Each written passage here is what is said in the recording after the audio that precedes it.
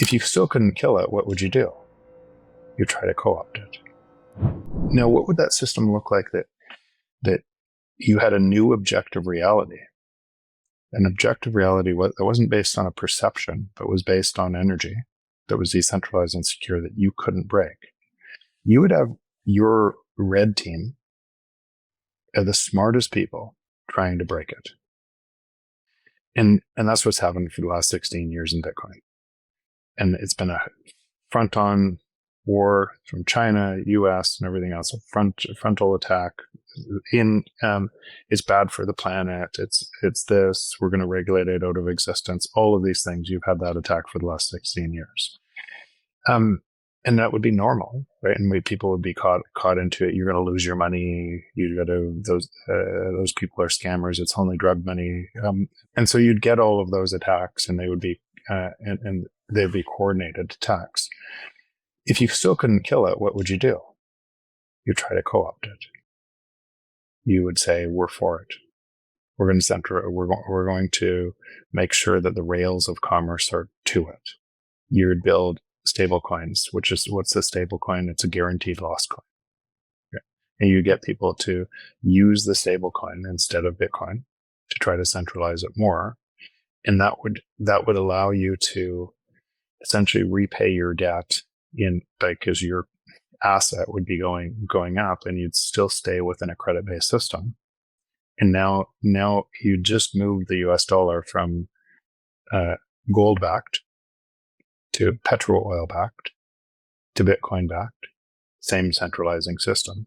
But when you went Bitcoin-backed, you would give most people in the world who measure through your US dollar because it's stronger than their dollar, all of those people would buy their dollar. You would add tons more money to the centralized system. But that centralized system can't allow Bitcoin to win either. Because Bitcoin, as we're talking about it, because the natural state of the free market, if you spent in Bitcoin instead of in the centralizing currency, is deflation. And that system is based on inflation. So it would extend the timeline of everything we're talking about. And then that system would have to make self-custody illegal. It would have to make payments in Bitcoin illegal. So what would you need in Bitcoin to make sure that couldn't stop it? Right? You would need privacy and payments. You would need a whole bunch of other stuff. You need to be able to protect that. But all of these wars are still on the horizon. They're still coming. And I suspect in time, and then if you controlled enough of it, what you would do is you'd say, okay, the Bitcoin can only be used for these transactions. They can't be used for these other ones, which would cause at some point a hard fork. So it seems like we're kind of in the phase of attempts to co-opt Bitcoin. You often said that so long as Bitcoin remains decentralized and secure, and for me, in regards to the co-opting of it, as long as it remains decentralized, it can't be co-opted. Do you see any threats to Bitcoin's decentralization or security? Does anything give you pause or concern? Yeah, the threats are us. When you have agency in this, and so when you have agency in this, you're constantly looking for the threats, and you realize that most people, when they're viewing the world, are measuring a short-term action rather than a long-term action, and they misunderstand the real threat. So if you knew that, what would you do inside the system? And I'm not saying bad people. I'm just saying inside that system, what would you do to take advantage of the social attacks? What would you do to take advantage of? Listen, you look at what happens around the world with CIA, FBI, IMF, everything else to control populations into other countries and to make them think that that's okay, that's the right thing. So why wouldn't that exist coming to Bitcoin? We know it has to exist coming to Bitcoin, and that means if you had, and I don't want to use it in this format, but if there was just one implementation of Bitcoin like Core, yep, then that used to be a real risk, right? Because you just go after 5 developers and you befriend them, and you slip something in that might be a risk later on. So even the knots, and I don't really like get into this debate right now, but it provides more strength. There probably should be 3 to 5 implementations to avoid a risk like that being centralized into and hurting the overall network. So I think I think even what we're seeing in the free market today, and 2 different views on what Bitcoin is to different people, I think is healthy for this, because it also produces the immune response to something like that hijacking Bitcoin. It's very interesting. It's funny. I think people, just on that note too, yes, people can be persuaded. I think that's a very good point, that we are essentially the risk. Even when I'm talking to people about self-custody, I always have to remind them, they'll look for like, I don't want a single point of failure. And it's, well, if you can move the Bitcoin in any way, then you are the single point of failure. It's always going to be there. And even just thinking about influence, I think people always think about it from a violent, coercive standpoint, but don't underestimate the honeypot. The honeypot can be very effective in terms of moving things the way that you want. Gary, did you have any questions or thoughts at this moment? You're muted.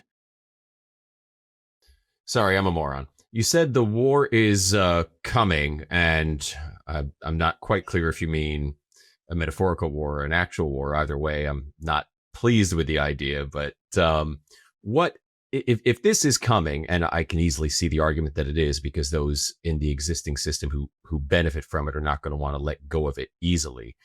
What can the average Bitcoiner like myself do to protect himself, his family, his stack against getting stolen, caged, shot, bombed, whatever happens? Honeypotted. Yeah, well, so what you guys are doing at Bitcoin Mentor, and I send a whole bunch of people your way because of your because I think you're really good actors in helping people but people protect themselves. What can you do?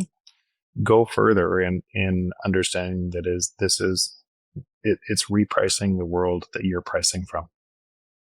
Keep on say it 100 times. The natural state of the free market is deflation. And from that point, you realize you have agency in creating it completely.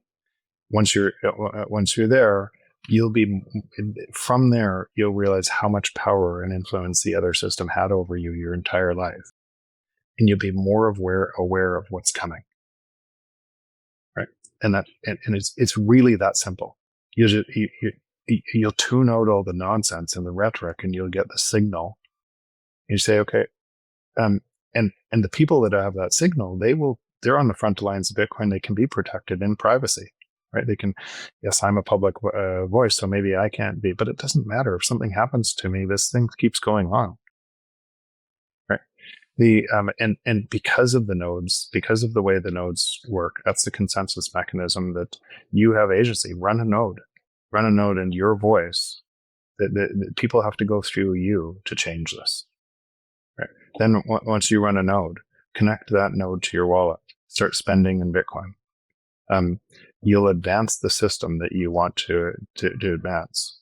Once you're there and starting to see that everywhere else, the thing that you're best at, apply that into a company in Bitcoin, or look at where a problem exists that you can solve, and invent a company in Bitcoin to be able to solve that problem for other people. And you'll accelerate.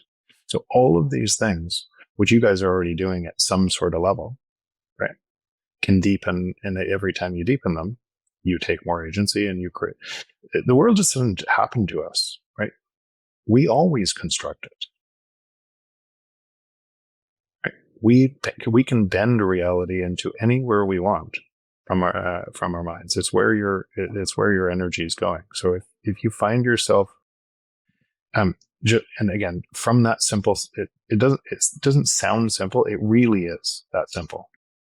But the fear of this other system that keeps you locked into it, what is this system going to do to me, is the thing that gives it control. And most people are stuck in this energy. They're giving that energy and taking that energy away from the other system. You can't be in two energetic spots at the same time. So if you just realize natural state of the free market is deflation, I'm in the first free market that's ever existed, I'm going to spend my time there.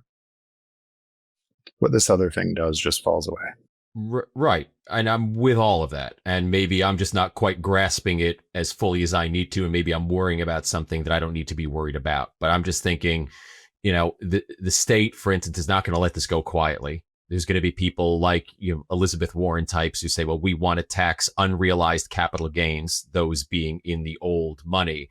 And there's going to be people who advocate Bitcoin 6102. And sure, I could be self-custodying. So you can't just take it from me or seize my assets, but you sure can come and cage me if you want. And you could beat it out of me if you want. Like, what do I need to do to protect myself from that? Or do I need to worry about that? I guess when I say that, the size of the state today is in direct proportion, and the size of the state's power over you is in direct proportion of removing individual rights and freedoms from the Constitution and breaking money. And that state control is so big today that people are looking through that state control out of fear. But this individual members of the state, any state, can also be Bitcoiners. And as they do, as more and more Bitcoiners start to move their energy, every one of us, that thing has to get smaller, or get more coercive. I'm not saying from an individual. I'm not saying to not protect yourself or to spend some time. I just moved from Canada for the very same reason to the U.S. And I'm not sure the kind of final place that I'm going to go, but I wanted to essentially, without thinking about this all the time, I know that the exit doors are going to get harder to get out of Canada, right? Because you can see the path. We just elected a central banker. You can see the path that there's not a lot of talk right now in Canadian political circles around Bitcoin. That might change over time, but right now, it felt like too much of an existential risk that I wanted to move my time and increase flexibility for what's coming. So I've done that. So in kind of this world, you'd have to retain your ability to move quickly and have flexibility. Are you sick of the fiat-funded fast fashion that falls apart quicker than the dollar? The cheap stuff made to drain your wallet one inferior product at a time? Stop it. There's a better way. Panties for Bitcoin is a family-oriented company built by Bitcoiners for Bitcoiners and held to that unbreakable Bitcoin standard. Certified made-in-Italy underwear that lasts as long as your metal backups. Guys, grab a couple pairs of those lightning boxers for yourself, the softest, most comfortable, durable pair you'll ever own. And surprise your lady with luxurious panties, bras, and thongs. No better way to spark those all-too-important Bitcoin conversations and spread adoption than attractive people in their underwear. Naturally, you can pay with Bitcoin, supporting the circular economy and building that parallel system. Simply scan the QR code or click the link in the description down below and head to pantiesforbitcoin.com and use promo code BTC Sessions to save 10%. Snag yours and share your love for Bitcoin in a new peer-to-peer way.